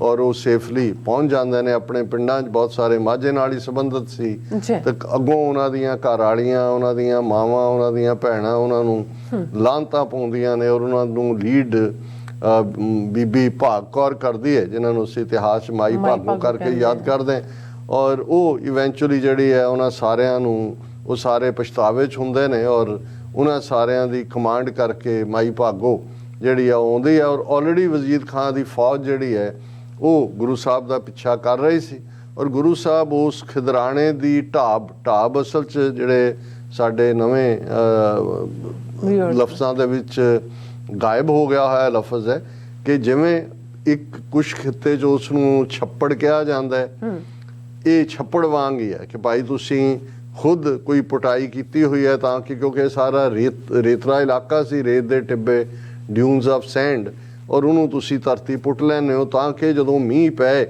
ਤੇ ਉਸ ਥਾਂ ਦੇ ਉੱਤੇ ਪਾਣੀ ਇਕੱਠਾ ਹੋਏ, ਔਰ ਤਾਂ ਕਿ ਬੰਦੇ ਔਰ ਪਸ਼ੂ ਇੱਕੋ ਹੀ ਪੀਂਦੇ ਸੀ, ਉਹਨਾਂ ਦੇ ਲਈ ਪੀਣ ਦੇ ਹੋਰ ਤਾਂ ਪਾਣੀ ਹੈ ਹੀ ਨਹੀਂ ਸੀ। ਔਰ ਇੰਟਰਸਟਿੰਗਲੀ ਜਦੋਂ ਅੰਗਰੇਜ਼ਾਂ ਨੇ ਆਪਣੇ ਰਾਜ ਦੇ ਵੇਲੇ ਵੀ ਪਿੰਡ ਦੇ ਤੌਰ ਤੇ ਕਿਸੇ ਨੂੰ ਮਾਨਤਾ ਦਿੱਤੀ, ਜਾਂ ਜਦੋਂ ਅਸੀਂ ਕਹਿੰਦੇ ਹਾਂ ਜੀ ਪਿੰਡ ਵਸਾਏ, ਉਹਦੇ ਚ ਦੋ ਹੀ ਸ਼ਰਤਾਂ ਉਹਨਾਂ ਦੀਆਂ ਹੁੰਦੀਆਂ ਸੀ ਕਿ ਛੱਪੜ ਹੋਣਾ ਚਾਹੀਦਾ ਤੇ ਪੀਣ ਦੇ ਪਾਣੀ ਦਾ ਖੂਹ ਹੋਣਾ ਚਾਹੀਦਾ। ਸੋ ਜਿੱਥੇ ਦੋ ਚੀਜ਼ਾਂ ਹੁੰਦੀਆਂ ਸੀ ਉੱਥੇ ਉਹ ਉਸ ਥਾਂ ਦੀ ਅਲਾਟਮੈਂਟ ਜਾਂ ਦੂਜਾ ਕਰਕੇ ਉਹਨੂੰ ਪਿੰਡ ਦੇ ਤੌਰ ਦੇ ਉੱਤੇ ਰੈਕਗਨਾਈਜ਼ ਕਰਦੇ ਸੀ। ਸੋ ਇਹ ਸਾਰਾ ਕਿਉਂਕਿ ਮਾਲਵੇ ਦਾ ਹਿੱਸਾ ਜਿਹੜਾ ਬਿਲਕੁਲ ਡੈਜ਼ਰਟ ਬਠਿੰਡੇ ਦੇ ਨਾਲ, ਜੇ ਤੁਸੀਂ ਜੀਓਗ੍ਰਾਫੀਕਲ ਮੈਪ ਦੇਖੋ ਉਧਰੋਂ ਦੀ ਰਲ ਕੇ ਆਉਂਦਾ, ਔਰ ਇੱਥੇ ਤਾਂ ਗਰੀਬੀ ਵੀ ਬੜੀ ਸੀ, ਲਾਈਫ ਵੀ ਬੜੀ ਹਾਰਡ ਸੀ, ਪਾਣੀ ਤਾਂ ਜਿਹੜਾ ਖੂਹਾਂ ਤੱਕ ਨਹੀਂ ਸੀ ਮਿਲਦਾ।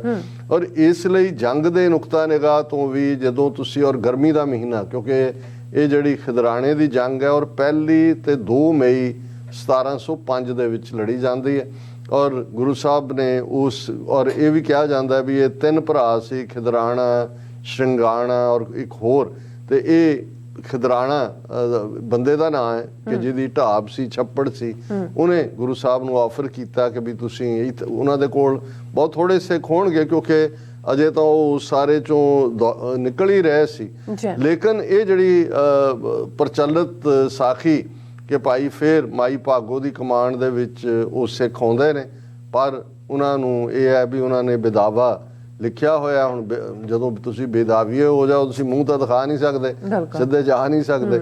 ਸੋ ਉਹਨਾਂ ਨੂੰ ਪਤਾ ਲੱਗਦਾ ਹੈ ਕਿ ਭਾਈ ਗੁਰੂ ਸਾਹਿਬ ਇਧਰੋਂ ਨਿਕਲਦੇ ਉਧਰ ਚਲੇ ਗਏ ਨੇ, ਅੱਗੇ ਢਾਬ ਦੇ ਉੱਤੇ ਉੱਚੇ ਟਿੱਲੇ ਤੇ, ਔਰ ਉੱਥੇ ਗੁਰਦੁਆਰੇ ਸਾਹਿਬ ਸਾਰੀ ਥਾਂ ਤੇ ਸਥਾਪਿਤ ਨੇ। ਔਰ ਉਹ ਉਸ ਰਾਹ ਦੇ ਵਿੱਚ ਜਿੱਥੋਂ ਦੀ ਵਜੀਦ ਖਾਂ ਆਪਣੀ ਫੌਜ ਲੈ ਕੇ ਹਮਲਾਵਰ ਹੋਣ ਲਈ ਜਾਂਦਾ ਹੈ, ਰਾਹ ਦੇ ਵਿੱਚ ਵੱਡੇ ਵੱਡੇ ਝਾੜ ਨੇ, ਉਹਨਾਂ ਦੇ ਉੱਤੇ ਉਹ ਵੱਡੇ ਵੱਡੇ ਕੱਪੜੇ ਪਾ ਕੇ ਔਰ ਉਹਨਾਂ ਥੱਲੇ ਪੋਜੀਸ਼ਨਾਂ ਲੈ ਲੈਂਦੇ ਨੇ, ਔਰ ਇਹ ਕਿ ਭਾਈ ਉਹਨਾਂ ਨੂੰ ਅਸੀਂ ਗੁਰੂ ਸਾਹਿਬ ਤੱਕ ਪਹੁੰਚਣ ਨਹੀਂ ਦੇਣਾ ਹੈ ਵਜੀਦ ਖਾਂ ਦੀ ਫੌਜ ਨੂੰ। ਔਰ ਮਾਈ ਭਾਗੋ ਉਹਨਾਂ ਦੀ ਅਗਵਾਈ ਕਰ ਰਹੀ ਹੈ, ਫੌਜ ਆਉਂਦੀ ਹੈ ਐਨ ਜਦੋਂ ਉਹਨਾਂ ਦੀ ਜਿਹੜੀਆਂ ਉਹਨਾਂ ਨੇ ਸਾਈਡ ਦੇ ਉੱਤੇ ਪੋਜੀਸ਼ਨਾਂ ਲਈਆਂ ਹੋਈਆਂ ਨੇ, ਵੱਡੇ ਵੱਡੇ ਕੱਪੜ ਪਾਏ ਹੋਏ ਨੇ ਉੱਤੇ, ਔਰ ਉਹ ਉਹਨਾਂ ਨੂੰ, ਕਿਉਂਕਿ ਪੁਰਾਣੇ ਵੇਲੇ ਇੱਕ ਤੋੜ ਦੀ ਬੰਦੂਕ, ਸ਼ਲਕ ਲਫ਼ਜ਼ ਇਸਤੇਮਾਲ ਹੁੰਦਾ ਹੈ ਕਿ ਬੰਦੂਕਾਂ ਦੀ ਸ਼ਲਕ ਹੋਈ ਉਹਨਾਂ ਨੇ, ਔਰ ਜਦੋਂ ਅਸਲਾ ਮੁੱਕ ਗਿਆ ਬਾਹਰ ਨਿਕਲੇ, ਉਹਨਾਂ ਨੇ ਕੱਲਾ ਜੂਝ ਕੇ ਜਿਹੜਾ ਉਹਨਾਂ ਨੇ ਸ਼ਹੀਦੀਆਂ ਪਾਈਆਂ, ਮਾਈ ਭਾਗੋ ਵੀ ਔਰ ਦੂਸਰਾ ਵੀ। ਔਰ ਗੁਰੂ ਸਾਹਿਬ ਕੁਛ ਵਿੱਥ ਦੇ ਉੱਤੇ, ਢਾਬ ਦੇ ਉੱਤੇ, ਟਿੱਬੀ ਤੇ ਉਹਨਾਂ ਦੀ ਨੇ ਪੋਜੀਸ਼ਨ ਲਈ ਹੋਈ ਹੈ, ਔਰ ਜਿਵੇਂ 10ਵੇਂ ਪਾਤਸ਼ਾਹ ਦਾ ਸੀ ਕਿ ਉਹ 2 ਹੱਥਾਂ ਦੇ ਨਾਲ ਤੀਰ ਚਲਾਉਂਦੇ ਸੀ, ਉੱਥੋਂ ਤੀਰਾਂ ਦੀ ਮਾਰ ਵੀ ਚੱਲ ਰਹੀ ਹੈ, ਦੁਸ਼ਮਣ ਦਾ ਨੁਕਸਾਨ ਹੋ ਰਿਹਾ। ਔਰ ਇਧਰ ਔਰ ਇੰਨਾ ਕਿਉਂਕਿ ਪਾਣੀ ਦੀ ਘਾਟ, ਆਲਰੇਡੀ ਉਹ ਤਿਹਾਏ ਫੌਜੀ ਸੀ ਵਜੀਦ ਖਾਂ ਦੇ, ਔਰ ਜਿਹੜਾ ਨਾਲ ਕੰਪਨੀ ਕਰ ਰਿਹਾ ਸੀ ਕਪੂਰਾ, ਉਹ ਬੇਸ਼ੱਕ ਕਿਉਂਕਿ ਚੌਧਰੀ ਸੀ, ਨਾਲ ਤਾਂ ਵਜੀਦ ਖਾਂ ਦੇ ਸੀ, ਲੇਕਿਨ ਸਿੰਪੈਥਾਈਜ਼ 10ਵੇਂ ਪਾਤਸ਼ਾਹ ਨਾਲ ਕਰਦਾ ਸੀ। ਉਸ ਤੋਂ ਪਹਿਲਾਂ ਗੁਰੂ ਸਾਹਿਬ ਨੇ ਕਿਲਾ ਮੰਗਿਆ ਸੀ ਕਿ ਵੀ ਇਹ ਕਿਲਾ ਦੇ ਜਿਹੜਾ ਕਪੂਰੇ ਦਾ, ਕੋਟ ਕਪੂਰਾ, ਤੇ ਉਹ ਉਹਨੇ ਨਾ ਕਰ ਦਿੱਤੀ ਸੀ। ਪਰ ਹਮਦਰਦੀ ਉਹਨੇ ਉਹਨੂੰ ਵਜੀਦ ਖਾਂ ਨੂੰ ਕਿਹਾ ਕਿ ਜੇ ਤਾਂ ਅੱਗੇ ਜਾਣਾ ਵੀ ਅਸਲੀ ਢਾਬ ਤੇ ਗੁਰੂ ਸਾਹਿਬ ਬੈਠੇ ਨੇ ਤੇ ਅੱਗੇ 30 ਕੋਹ ਜਾਣਾ ਪਏਗਾ ਪਾਣੀ ਮਿਲਣ ਦੇ ਲਈ, ਤੇ ਜੇ ਪਿੱਛੇ ਮੁੜੇ ਤਾਂ 10 ਕੋਹ ਜਿਹੜੀ ਆ ਵਾਟ ਹੈ। ਸੋ ਉਹਨੇ ਪਿੱਛੇ ਮੁੜਨਾ ਹੀ ਠੀਕ ਸਮਝਿਆ, ਔਰ 10 ਕੋਹ ਪਿੱਛੇ ਜਿਹੜਾ ਇਸ ਤਰ੍ਹਾਂ ਉਹਦੀ ਫੌਜ ਵਾਪਸ ਹਟੀ। ਇਹ ਕੰਪਲੀਟ ਵਿਕਟਰੀ ਸੀ ਖਿਦਰਾਣੇ ਦੀ ਜੰਗ, ਮੁਕਤਸਰ ਦੀ ਜੰਗ। ਔਰ 10ਵੇਂ ਪਾਤਸ਼ਾਹ ਜਦੋਂ ਫੌਜ ਉਹਦੀ ਵਾਪਸ ਪਰਤ ਜਾਂਦੀ ਹੈ, ਉਸ ਟਿੱਬੀ ਤੋਂ ਥੱਲੇ ਉਤਰਦੇ ਨੇ, ਮੈਦਾਨ ਦੇ ਵਿੱਚ ਆਉਂਦੇ ਨੇ, ਆਲਮੋਸਟ ਸਾਰੇ ਹੀ ਜਿਹੜੇ ਨੇ ਸ਼ਹੀਦ ਹੋ ਚੁੱਕੇ ਨੇ, ਔਰ ਮਾਈ ਭਾਗੋ ਜਿਹੜੇ ਨੇ ਉਹ ਸਖਤ ਜ਼ਖਮੀ ਹਾਲਤ 'ਚ ਨੇ, ਉਹਨਾਂ ਦਾ ਮਰਮ ਪੱਟੀ ਇਲਾਜ ਹੁੰਦਾ ਹੈ, ਉਹ ਫਿਰ ਠੀਕ ਵੀ ਹੁੰਦੇ ਨੇ, ਔਰ 10ਵੇਂ ਪਾਤਸ਼ਾਹ ਨਾਲ ਹਜ਼ੂਰ ਸਾਹਿਬ ਵੀ ਜਾਂਦੇ ਨੇ। ਪਰ ਜਿਹੜਾ ਬਹੁਤ ਵੱਡਾ ਵਾਕਿਆ ਜਿਹਦੇ ਨਾਲ ਜਦੋਂ ਅਸੀਂ ਬੇਦਾਵੀਏ ਤੇ ਦਾਅਵੇਦਾਰ ਦੀ ਗੱਲ ਕਰਦੇ ਹਾਂ, ਭਾਈ ਮਹਾਂ ਸਿੰਘ ਨਾਲ ਜੁੜਿਆ ਹੋਇਆ, ਜਿਹੜੇ ਉਸ ਗਰੁੱਪ ਦੇ ਲੀਡਰ ਸੀ ਜਿਨ੍ਹਾਂ ਨੇ ਕਿ ਬੇਦਾਵਾ ਲਿਖਿਆ ਸੀ, ਉਹ ਸਹਿਕ ਰਹੇ ਨੇ, ਜ਼ਖਮੀ ਨੇ। ਔਰ ਅਸੀਂ ਸਾਡੇ ਜਿਹੜੇ ਖਾਸ ਤੌਰ ਤੇ ਢਾਡੀ ਜਿਹੜਾ ਅੰਦਾਜ਼ ਹੁੰਦਾ ਹੈ, ਇਹ ਜਜ਼ਬਾਤੀ ਕਰ ਦਿੰਦਾ ਉਸ ਸੀਨ ਨੂੰ ਆਲਵੇਜ਼, ਕਿ 10ਵੇਂ ਪਾਤਸ਼ਾਹ ਭਾਈ ਮਹਾਂ ਸਿੰਘ ਦਾ ਸਿਰ ਆਪਣੀ ਗੋਦ 'ਚ ਲੈਂਦੇ ਨੇ, ਔਰ ਉਹਨਾਂ ਨੂੰ ਜਿਹੜਾ, ਔਰ ਹਾਲਾਂ ਹਰ ਇੱਕ ਸਿੱਖ ਦਾ ਜਿਹੜਾ ਸ਼ਹੀਦ ਹੈ ਗੁਰੂ ਸਾਹਿਬ ਉਸ ਦਾ ਮੂੰਹ ਪੂੰਝਦੇ ਨੇ, ਉਸ ਨੂੰ ਮੇਰਾ 5000 ਹੀ, ਮੇਰਾ 10,000 ਹੀ, ਇਹ ਹਿੰਦੁਸਤਾਨ ਦਾ ਬਾਦਸ਼ਾਹ ਹੈ, ਉਹਨਾਂ ਖਿਤਾਬਾਂ ਦੇ ਨਾਲ ਨਵਾਜਦੇ ਚਲੇ ਜਾਂਦੇ ਨੇ। ਔਰ ਭਾਈ ਮਹਾਂ ਸਿੰਘ ਜਦੋਂ ਜਿਹੜੇ ਸਹਿਕਦੇ ਨੇ, ਉਹਨਾਂ ਦਾ ਦਾ ਸਿਰ ਆਪਣੀ ਗੋਦ 'ਚ ਰੱਖ ਕੇ ਉਹਨਾਂ ਨੂੰ ਕਹਿੰਦੇ ਨੇ ਭਾਈ ਮਹਾਂ ਸਿੰਘ ਕੁਛ ਮੰਗੋ। ਔਰ ਉਹ ਕਹਿੰਦੇ ਨੇ ਕਿ ਮਹਾਰਾਜ ਸਾਡੇ ਤੋਂ ਬਹੁਤ ਵੱਡਾ ਗੁਨਾਹ ਹੋਇਆ, ਅਸੀਂ ਜਿਹੜਾ ਇਹ ਲਿਖ ਕੇ ਉਹ ਬੇਦਾਵਾ ਪਾੜ ਦਿਓ। ਔਰ ਜਿਵੇਂ ਸਾਡੇ ਸੋਰਸ ਕਹਿੰਦੇ ਨੇ ਕਿ ਭਈ ਜਿਹੜੇ 10ਵੇਂ ਪਾਤਸ਼ਾਹ ਅਨੰਦਪੁਰ ਸਾਹਿਬ ਜਿਨ੍ਹਾਂ ਨੇ ਛੱਡਿਆ, ਪੈਰੀ ਜੋੜਾ ਵੀ ਨਹੀਂ, ਚਮਕੌਰ ਚੋਂ ਨਿਕਲਦਿਆਂ ਜਾਮਾ ਵੀ ਪਾਟਾ ਹੋਇਆ ਹੈ, ਔਰ ਕਿਹਨਾਂ ਹਾਲਾਤਾਂ ਦੇ ਵਿੱਚ ਉਹ ਪਹੁੰਚਦੇ ਨੇ, ਪਰ ਉਹਨਾਂ ਦੇ ਕਮਰ ਕੱਸੇ 'ਚ ਉਹ ਬੇਦਾਵਾ ਮੌਜੂਦ ਹੈ। ਔਰ ਉਹਨਾਂ ਦੇ ਸਾਹਮਣੇ ਕੱਢ ਕੇ ਉਹ ਕਹਿੰਦੇ ਨੇ ਕਿ ਮਹਾਂ ਸਿੰਘ ਬੇਦਾਵਾ ਤੇ ਤੁਸੀਂ ਦਿੱਤਾ ਸੀ, ਮੈਂ ਤਾਂ ਨਹੀਂ ਸੀ ਦਿੱਤਾ, ਮੈਂ ਤਾਂ ਨਹੀਂ ਕਿਹਾ ਵੀ ਤੁਸੀਂ ਮੇਰੇ ਸਿੱਖ ਨਹੀਂ। ਹੁਣ ਇਹ ਜ਼ਾਹਰ ਹੈ ਜਦੋਂ ਅਸੀਂ ਇਹਨਾਂ ਵਾਕਿਆਤ ਨੂੰ, ਔਰ ਉਹਨਾਂ ਦੀਆਂ ਗੁਰੂ ਸਾਹਿਬ ਦੀਆਂ ਅੱਖਾਂ 'ਚੋਂ ਅਥਰੂ ਵੀ ਟਪਕਦੇ ਨੇ, ਭਾਈ ਮਹਾਂ ਸਿੰਘ ਦਾ ਜਿਹੜਾ ਉਹ ਪਾਠ ਹੋਏਗਾ, ਇਹੀ ਨਹੀਂ ਕਿ ਉਹਨਾਂ ਦਾ ਸਿਰ ਗੁਰੂ ਦੀ ਗੋਦ 'ਚ ਹੈ ਜਾਂ ਬੇਦਾਵਾ ਪਾੜਿਆ ਜਾ ਰਿਹਾ। ਇਹ ਜਿਹੜੇ ਮੁਹੱਬਤ ਦੇ ਪਲ ਨੇ, ਰੂਹਾਨੀ ਮੁਹੱਬਤ ਦੇ, ਇਹ ਬਹੁਤ ਵਾਰ ਜਦੋਂ ਅਸੀਂ ਅੱਜ ਇਤਿਹਾਸ ਨੂੰ ਬਿਆਨਣਾ ਸ਼ੁਰੂ ਕਰਦੇ ਹਾਂ ਤੇ ਉਸ ਵਿਚਲੀ ਰੂਹਾਨੀਅਤ, ਜਿਵੇਂ ਜਦੋਂ ਪੈਂਦੇ ਖਾਨ ਜਿਸ ਨੂੰ 6ਵੇਂ ਪਾਤਸ਼ਾਹ ਗੁਰੂ ਹਰਗੋਬਿੰਦ ਸਾਹਿਬ ਨੇ ਹੱਥੀਂ ਜਵਾਨ ਕੀਤਾ, ਪਾਲਿਆ, ਪਰ ਉਹ ਅਖੀਰ ਜਿਹੜਾ ਵਫਾਦਾਰ ਸਾਬਤ ਨਹੀਂ ਹੋਇਆ। ਔਰ ਕਰਤਾਰਪੁਰ ਦੀ ਚੌਥੀ ਜੰਗ ਦੇ ਵਿੱਚ ਪੈਂਦੇ ਖਾਨ ਜਿਹੜਾ ਲੰਬਾ ਚੌੜਾ ਪਠਾਨ ਹੈ, ਉਹ ਗੁਰੂ ਸਾਹਿਬ ਨੂੰ ਵੰਗਾਰਦਾ ਹੈ ਕਿ ਬਈ ਮੇਰੇ ਨਾਲ ਆ ਕੇ ਤੁਸੀਂ ਯੁੱਧ ਕਰੋ। ਹੁਣ ਯੁੱਧ ਹੁੰਦਾ ਵੀ ਪਹਿਲਾ ਵਾਰ ਤੂੰ ਕਰ ਪੈਂਦੇ ਖਾਨ, ਔਰ ਉਹ ਹੀ ਕਰਦਾ, ਦੂਜਾ ਤੀਜੇ ਵਾਰ ਤੇ ਗੁਰੂ ਸਾਹਿਬ ਉਸ ਨੂੰ ਥੱਲੇ ਸੁੱਟ ਲੈਂਦੇ ਨੇ। ਹੁਣ ਪ੍ਰੋਫੈਸਰ ਪੂਰਨ ਸਿੰਘ ਜਦੋਂ ਉਹਨੂੰ ਬਿਆਨਦੇ ਨੇ ਕਿ ਵੀ ਪੈਂਦੇ ਖਾਨ ਮਰ ਰਿਹਾ ਤੇ ਸੂਰਜ ਛੁਪਣ ਵੱਲ ਜਾ ਰਿਹਾ, ਉਸ ਦੀਆਂ ਕਿਰਨਾਂ ਉਹਦੇ ਪੈਂਦੇ ਖਾਨ ਦੇ ਚਿਹਰੇ ਤੇ ਪੈ ਰਹੀਆਂ ਨੇ, ਤੇ ਗੁਰੂ ਸਾਹਿਬ ਢਾਲ ਦੇ ਨਾਲ ਉਸ ਦੇ ਉੱਤੇ ਛਾਂ ਕਰਦੇ ਨੇ ਤਾਂ ਕਿ ਧੁੱਪ ਉਹਨੂੰ ਬੌਦਰ ਨਾ ਕਰੇ। ਉਹਨਾਂ ਦਾ ਸਿੱਖ ਵੀ ਹੈ, ਉਹਨਾਂ ਦਾ ਵੱਡੀ ਵੀ ਹੈ, ਉਹਨੂੰ ਖੜਾ ਵੀ ਕੀਤਾ। ਤੇ ਉਹ ਪੈਂਦੇ ਖਾਨ ਨੂੰ ਕਹਿੰਦੇ ਨੇ ਕਿ ਪੈਂਦੇ ਖਾਨ ਤੇਰਾ ਅਖੀਰਲਾ ਵਕਤ ਆ ਗਿਆ, ਹੁਣ ਤੂੰ ਕਲਮਾ ਪੜ੍ਹ ਲੈ। ਤੇ ਪੈਂਦੇ ਖਾਨ ਕਹਿੰਦਾ ਹੈ ਕਿ ਪ੍ਰੋਫੈਸਰ ਪੂਰਨ ਸਿੰਘ ਦੇ ਲਫ਼ਜ਼ਾਂ 'ਚ, ਉਹ ਗੁਰੂ दाई sword is my ਕਲਮਾ, ਕਿ ਜਦੋਂ ਤੁਹਾਡੀ ਤਲਵਾਰ ਮੇਰੇ ਵਿੱਚ ਦੀ ਲੰਘੀ ਸੀ ਉਹ ਮੇਰਾ ਕਲਮਾ ਹੀ ਸੀ। ਹੁਣ ਇਹ ਉਹ ਜਿਹੜੇ ਰੂਹਾਨੀ ਡਾਇਲੌਗ ਨੇ, ਇਹਨਾਂ ਨੂੰ ਅਸੀਂ ਸਮਝ ਨਹੀਂ ਸਕਦੇ ਹਾਂ। ਔਰ ਜੋ ਮਹਾਂ ਸਿੰਘ ਔਰ ਗੁਰੂ ਕਲਗੀਧਰ ਪਾਤਸ਼ਾਹ ਦਾ ਉਹ ਫਾਈਨਲ ਡਾਇਲੌਗ ਹੋਏਗਾ, ਉਹ ਮੈਂ ਸਮਝਦਾ ਸਾਡੇ ਲਈ ਸੀ ਕਿ ਭਾਈ ਅਸੀਂ, ਔਰ ਉਸ ਗੁਰਦੁਆਰਾ ਸਾਹਿਬ ਦਾ ਨਾਮ ਵੀ ਟੁੱਟੀ ਗੰਢੀ ਹੈ ਕਿ ਟੁੱਟ ਜਾਣਾ ਤਾਂ ਉਹਨੂੰ ਗੰਢਾਣਾ, ਇਹ ਗੰਢਣਾ ਉਹੀ ਸਮਝਦੇ ਨੇ। ਹੁਣ ਤਾਂ ਹਰ ਚੌਥੇ ਦਿਨ ਨਵੀਆਂ ਜੁੱਤੀਆਂ ਹੁੰਦੀਆਂ, ਉਹ ਬਣਾਈ ਹੋਈ ਮੋਚੀ ਦੀ ਜੁੱਤੀ ਜਦੋਂ ਇੱਕ ਅੱਧੀ ਬਦਰੀ ਢਿੱਲੀ ਹੋ ਗਈ ਫਿਰ ਉਹਨੂੰ ਕਹਿੰਦੇ ਜਾ ਗੰਢਾ ਲਿਆ। ਹੁਣ ਉਹ ਟੁੱਟੀ ਗੰਢਣਾ, ਕਿਉਂਕਿ ਅਦਰਵਾਈਜ਼ ਟੁੱਟੀ ਜਦੋਂ ਤੁਸੀਂ ਵਿੱਚ ਉਹਨੂੰ ਤੋਪਾ ਭਰ ਦਿੰਦੇ ਹੋ ਤੇ ਉਹ ਗੰਢ ਪੈ ਜਾਂਦੇ ਹਨ। ਸੋ ਇਹ ਹੈ ਟੁੱਟੀ ਗੰਢਣਾ ਕਿ ਭਾਈ ਇਹ ਬੇਦਾਵੀਆਂ ਦੇ ਲਈ, ਸਾਡੇ ਲਈ, ਉਹ ਤਾਂ ਉਹਨਾਂ ਨੇ ਤਾਂ ਉਹ ਰੁਤਬਾ ਪਾਇਆ, ਉਹਨਾਂ ਦੇ ਲਈ ਇਹ ਲਫ਼ਜ਼ ਕਹਿਣਾ ਵੀ ਜਿਹੜਾ ਸਾਡੀ ਅਸੀਂ ਉਹਨਾਂ ਦੀ ਤੋਹੀਨ ਕਰਦੇ ਹਾਂ, ਪਰ ਇਤਿਹਾਸ ਨੂੰ ਸਮਝਣ ਦੇ ਲਈ ਕਿ ਉਹਨਾਂ ਦਾ ਰੁਤਬਾ ਫੇਰ 5 ਪਿਆਰਿਆਂ, 4 ਸਾਹਿਬਜ਼ਾਦਿਆਂ, 40 ਮੁਕਤਿਆਂ। ਹੁਣ ਗੁਰੂ ਸਾਹਿਬਾਨ, ਗੁਰੂ ਗ੍ਰੰਥ ਸਾਹਿਬ ਤੋਂ ਬਾਅਦ 5 ਪਿਆਰਿਆਂ ਦਾ ਰੁਤਬਾ ਹੈ। ਫਿਰ ਕਿਉਂਕਿ ਇਹ ਇਤਿਹਾਸ ਦਾ ਟਾਈਮਲਾਈਨ ਵੀ ਹੈ, 5 ਪਿਆਰੇ 1699 ਚ ਨੇ, 4 ਸਾਹਿਬਜ਼ਾਦੇ 1704 ਸ਼ਹੀਦ ਹੁੰਦੇ ਨੇ, ਤੇ 40 ਮੁਕਤੇ 1 ਔਰ 2 ਮਈ ਦੀ ਉਸ ਜੰਗ ਦੇ ਵਿੱਚ 1705 ਦੇ ਵਿੱਚ ਸ਼ਹੀਦ ਹੁੰਦੇ ਨੇ। ਉਹਨਾਂ ਦਾ ਰੁਤਬਾ ਉੱਥੇ ਪਹੁੰਚਦਾ ਹੈ। ਔਰ ਇਹ ਸਾਡੇ ਲਈ ਬਹੁਤ ਜ਼ਰੂਰੀ ਹੈ ਕਿ ਅਸੀਂ ਆਪਣੇ ਆਪ ਨੂੰ ਪੁੱਛੀਏ ਕਿ ਅਸੀਂ ਤਾਂ ਇਹਨੂੰ ਇੱਕ ਸਾਖੀ ਬਣਾ ਕੇ ਸਮਝਦੇ ਹਾਂ ਕਿ ਭਾਈ ਠੀਕ ਹੈ, ਅਸੀਂ ਸਾਨੂੰ ਪਤਾ ਹੈ ਕੀ ਹੋਇਆ ਸੀ, 40 ਮੁਕਤੇ ਕੌਣ ਨੇ, ਪਰ ਇਹ ਸਾਡੇ ਲਈ ਇੰਟਰੋਸਪੈਕਸ਼ਨ ਦਾ ਦਿਨ ਹੈ, ਸਾਡੇ ਲਈ ਆਪਣੇ ਅੰਦਰ ਝਾਕਣ ਦਾ ਦਿਨ ਹੈ ਕਿ ਅਸੀਂ ਗੁਰੂ ਦੇ ਬੇਦਾਵੀਏ ਨਹੀਂ ਹੈ, ਕਿ ਅਸੀਂ ਗੁਰੂ ਦੇ ਪਿਆਰ ਨਾਲੋਂ ਟੁੱਟੇ ਹੋਏ ਨਹੀਂ ਹੈ। ਗੁਰੂ ਤਾਂ ਬਾਹਾਂ ਉਲਾਰ ਕੇ ਹਮੇਸ਼ਾ ਹੀ, ਜਦੋਂ ਭਾਈ ਗੁਰਦਾਸ ਯਾਦ ਦਹਾਨੀ ਕਰਵਾਉਂਦੇ ਨੇ, ਚਰਨ ਸ਼ਰਨ ਗੁਰ ਏਕ ਪੈਂਡਾ ਜਾਏ ਚੱਲ, ਸਤਿਗੁਰ ਕੋਟ ਪੈਂਡਾ ਆਗੇ ਹੋਏ ਲੇਤ ਹੈ। ਸੋ ਗੁਰੂ ਕਲਗੀਧਰ ਪਾਤਸ਼ਾਹ ਢੀਕਦੇ ਨੇ। ਜਦੋਂ ਬਹੁਤ ਵਾਰ ਇਹ ਪਾਠ ਵੀ ਕਿਹਾ ਜਾਂਦਾ ਸੀ ਕਿ ਹਜ਼ੂਰ ਸਾਹਿਬ 10ਵੇਂ ਪਾਤਸ਼ਾਹ ਸਿੱਖ ਨੂੰ ਢੀਕਦੇ ਨੇ ਕਿ ਵੀ ਇੱਕ ਵਾਰ ਜ਼ਰੂਰ ਆਏਗਾ।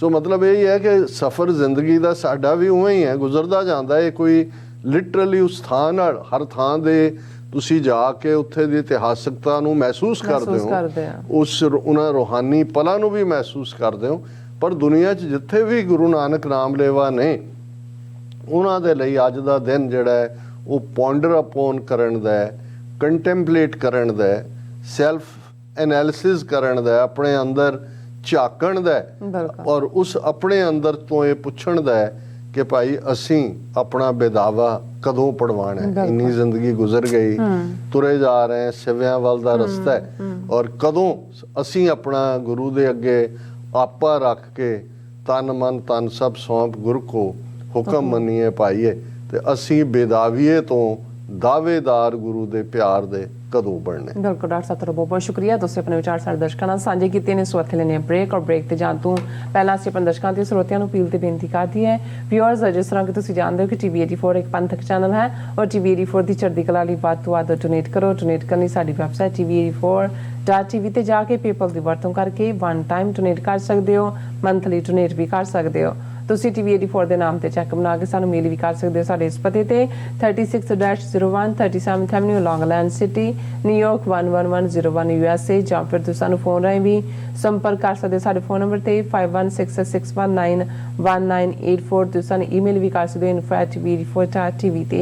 ਅਸੀਂ ਤੁਹਾਡੇ ਤਹਿ ਦਿਲ ਤੋਂ ਸ਼ੁਕਰਗੁਜ਼ਾਰ ਹੋਵਾਂਗੇ। ਸੋ ਇੱਥੇ ਲੈਣੇ ਬ੍ਰੇਕ। ਵਿਊਅਰਸ, ਤੁਸੀਂ ਨਾਲ ਇਸੇ ਤਰ੍ਹਾਂ ਜੁੜੇ ਰਹਿਣਾ। ਮਿਲਦੇ ਹਾਂ ਆਫਟਰ ਦਿਸ ਸ਼ਾਰਟ ਬ੍ਰੇਕ।